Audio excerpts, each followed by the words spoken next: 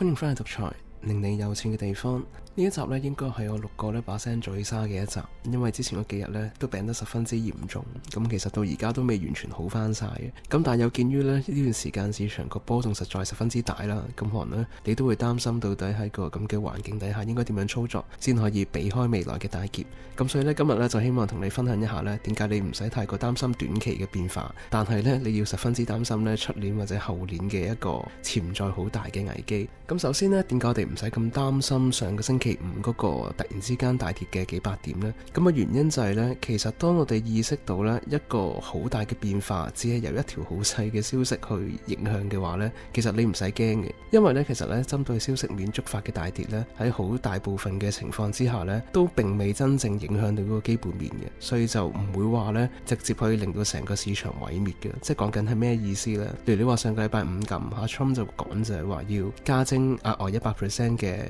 對中國嘅關稅，咁就係11月1號生效。咁你就要諗幾個問題。咁第一就係11月1號即係其實講緊仲有成2個星期可以談判啦。第二就係我口頭上面講話加關稅，實際上係未加噶嘛。咁所以呢啲亦都係點解呢？全部因為消息面而觸發嘅大跌呢，其實你都唔使擔心佢會即時帶嚟影響嘅，因為好多時大部分人都係過度反應，或者單純係揾一個理由呢去嚇走晒呢大家，咁令到大家覺得我好驚好驚啊，要玩完。咁但係事實上呢，其實永遠呢，你都唔應該從消息去思考你點樣去部署你嘅投資，反而呢，你應該呢用基本面出發，即係你應該諗嘅係到底而家市場嘅流動性係咪真係會喺呢幾日之內消失晒？係咪全部公司賺嘅錢會喺呢幾日內消失晒？或者話你本身投資緊嗰啲公司係咪有啲真係差到只要一有關稅佢就會執笠？咁如果你話上面呢幾個條件你有任何一樣嘢係吻合嘅話呢，咁的確你係要擔心嘅。咁但係反之嘅話呢，其實你係唔需要太過擔心所謂消息觸發嘅一啲暴跌，因為因為一條消息而觸發嘅大跌呢，都係有機會因為阿 Trump 嘅另一條消息話冇事咯，傾好啦，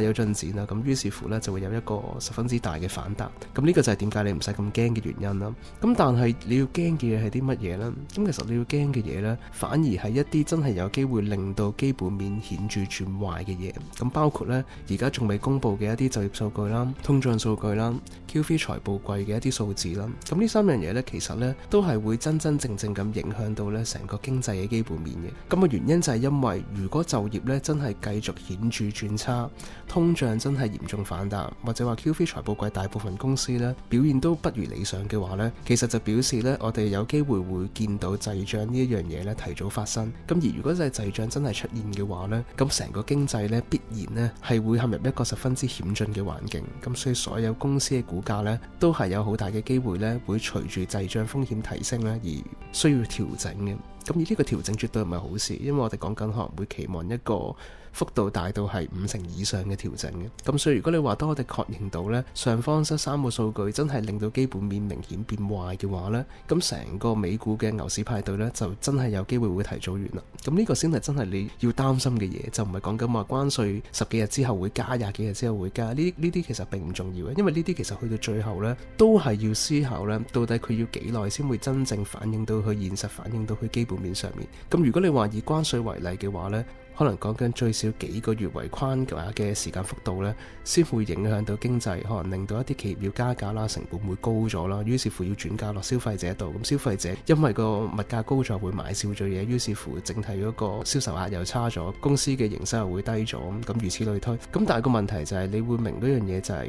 單純一條消息呢係未足以直接將半年後先會發生嘅嘢呢強制咁樣加喺而家今日嘅現實上面。咁所以呢個就係點解你唔使擔心住，你可以先擔心一啲呢比較快會發生而且即時會影響到基本面嘅一啲重要嘅數字。咁當然啦，你話如果上個禮拜五咁樣跌幾百點咁小事呢，都已經令到你帳面損失好大嘅話呢，咁就表示其實你有一個好大嘅問題，就係你將太多嘅錢呢拎咗去做一啲高度投機嘅嘢，即係無論係講緊係一啲妖股啦、標股啦，或者係期權合約啦，或者係槓桿啦，乜嘢都好呢，都表示其實你成個投機倉位嘅保險太高。咁所以你應該呢要把握機會呢，喺而家呢個市場仲係叫做唔錯嘅時候呢，大規模咁減少你自己投機倉位嘅佔比。咁講緊可能呢，你唔好俾佢超過你成個投資組合超過30%，咁最好越少越好添嘅。咁例如阿 Sam 自己嘅話呢，都係去做一啲比較穩健嘅一啲，可能講緊係黃金、現金同埋一啲低估值嘅優質傳統股。咁我認為呢3樣嘢呢，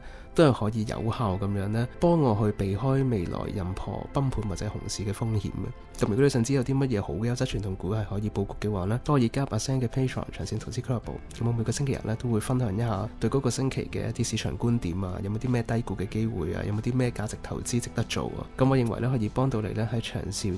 嘅投資攞到一個更好嘅績效。咁翻去頭先講嗰樣嘢就係，如果你發覺自己真係因為跌幾百點就損失巨大嘅話呢，咁記得一定要呢把套而家呢個機會減倉大部分嘅投機倉位，然之後呢將嗰啲投機倉位呢就轉去可能部署講緊係一啲黃金啦、短債啦、現金啦，或者一啲優質傳統股度。咁呢幾樣嘢呢，基本上呢都係可以幫你呢保平安嘅。咁你有咗呢幾樣嘢之後，其實你唔使太過擔心話突然之間市場崩盤，然之後會令到你成個資金毀滅，咁係唔會發生嘅。咁嘅原因就係因為首先黃金佢可以幫你抗通脹同埋抵禦崩盤風險啦，咁好直接啦。咁只係一個減息通脹有避險需求嘅環境，其實你都唔使擔心啊，因為呢個市場必定係會有更多嘅資金流入做防守。咁而短債呢，基本上你聚焦做1年之內到期嗰啲美債呢，同其實你用緊現金形式儲存係冇分別嘅。咁因為呢個原因就係一個幾個月內到期嘅美債，佢還唔到嘅機率係0% 啫。咁如果你話唔係㗎，佢真係還唔到嘅話呢，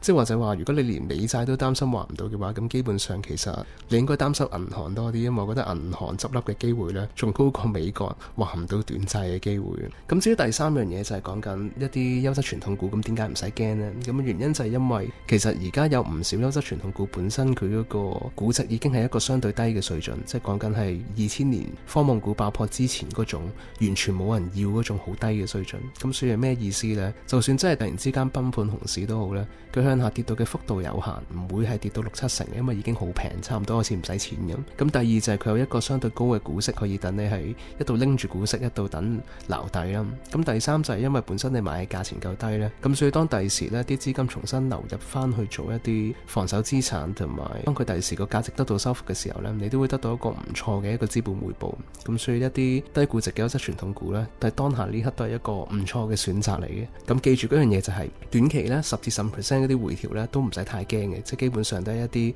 隨消息面而發生嘅一啲小嘅波動，唔係真係一啲入肉嘅，並唔會真係影響到基本面，都並唔會真係令到成個市場轉向嘅。咁但係呢，未來1-2年呢，必然係會因為一啲呢基本面轉壞嘅一啲消息同埋一啲數據呢，去令到成個市場真正咁邁向一個熊市嘅。咁所以你要做好心理準備，就係你知道呢，雖然短期你未必要擔心，咁但係終究呢，去到某一個點，可能講緊未來嗰6至24個月內呢，甚至乎更短我唔知啦。咁但係你可能你會見到呢，喺一個唔會好耐嘅時間之後呢，就真係會發生一個基本面變差嘅日子。咁然之後你就會見到成個市場真係崩盤。咁到時候先真係你要擔心嘅位，因為嗰個崩盤呢，並唔會話好似上次4月嗰次咁跌少少，然之後1個月就反彈，係唔會嘅。下次再跌嘅話呢，最低限度可能講緊都要起碼都要1-2年或以上先可以做底，再1-2年先可以開始反彈。咁所以就唔好咁樂觀，同埋記得做好準備。咁希望今日同你講嘅可以令到你避開未來嘅熊市風險，都可以令到你賺更多錢。咁我哋下次再獨裁同你講下錢嘅問題。